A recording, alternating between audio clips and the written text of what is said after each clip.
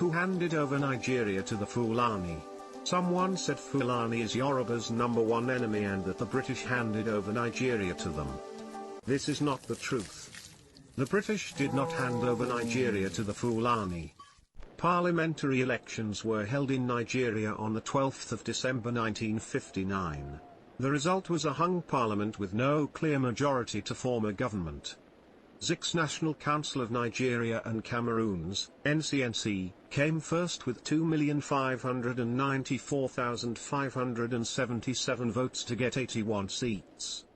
Awolowo's Action Group, AG, came second with 1,992,364 votes to get 73 seats. However, the Ahmadu Bello's Northern People's Congress, NPC, came a distant third with 1,922,179 votes to get 134 of the 312 seats in the House of Representatives despite getting less public votes. The above three major political parties in the election did not get enough number of the seats to form a government. An alliance had to be formed to determine who would rule. It was a no-brainer that Zik's NCNC and Awolowo's Action Group should make a coalition government as they came first and second respectively. Awolowo then humbled himself and volunteered to be a deputy prime minister or finance minister in a coalition government with Zik as the prime minister. This was because the Zik's NCNC party had more public votes and seats than the Awolowo's Action Group. Zik invited Awolowo's team to Asaba, the gateway between the Yoruba's western region and the Igbo's eastern region, to hold coalition talks.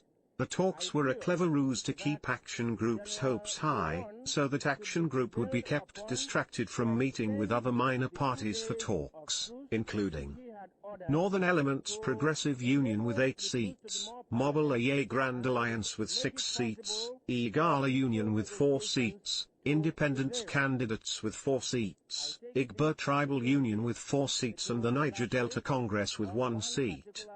Whilst the Action Group team was waiting in Asaba for a meeting with the NCNC, they read in the news that Zik and the NCNC had gone up north and clinched the deal with Ahmadu Bello on forming a coalition government with the NPC. Tafawa Balewa, a Fulani, would be the Prime Minister of Nigeria while Zik would be the figurehead Governor-General. Even Nkrumah of Ghana was shocked. He asked Zik why, having spent so much energy fighting for colonial emancipation and then settling for a toothless bulldog role when Nigeria needed him the most. Zik wrote in his autobiography why he did not form a coalition government with Awolowo. In 1947, with over £13,500 raised from the Yoruba people and given to the NCNC, Zik had led other 6 prominent NCNC delegates to London to protest the obnoxious laws of Governor Arthur Richards. The trip ended in failure with backbiting, abuses and accusation of theft against Zik. Zik's opponents at the NCNC accused him of squandering the money in the trust of Nigerians. Zik replied, insinuating that the Yoruba on the team, that are, Mrs. Funmilayo Ransom Kuti, Prince Adeleke Adoyin, and Dr. Abiola Runaim, were the problem. There erupted a heated and prolonged press war between Zik's political reminiscence in his West African pilot and H.O. Davis' political panorama in the daily service. This led to Igbo in Lagos rushing to buy machetes in large numbers, thinking a tribal war was imminent. The governor and his general secretary, Hugh Foote, quickly called Zik and H.O. Davis to order at the government house. Zik went away with the resolve that the Yoruba must not be allowed to rule over others in Nigeria. And afterwards in the daily service published the speech of Zik in 1949 about Igbo being destined by God to conquer and rule over others. This, among others, will explain why Zik rejected Awolowo's offer of a coalition government in 1959 and instead worked with the Fulani. The Fulani had been reading Zik and the Igbo through the lens of his 1949 speech ever since. The Fulani way of neutralizing Zik when the opportunity came in 1959 was to offer him a powerless post, which surprisingly Zik and the NCNC dutifully accepted in place of being Nigeria's first prime minister. Zik had thought that the Igbo can easily manipulate the Fulani in place of the educated Yoruba.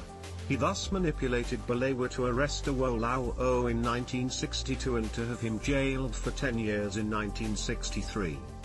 Zik also manipulated Balewa to remove from the western region the Edo, Urhobo, Itsekiri and Western Ijaw that account for 70% of the oil wealth in Nigeria and created for them the Midwest region.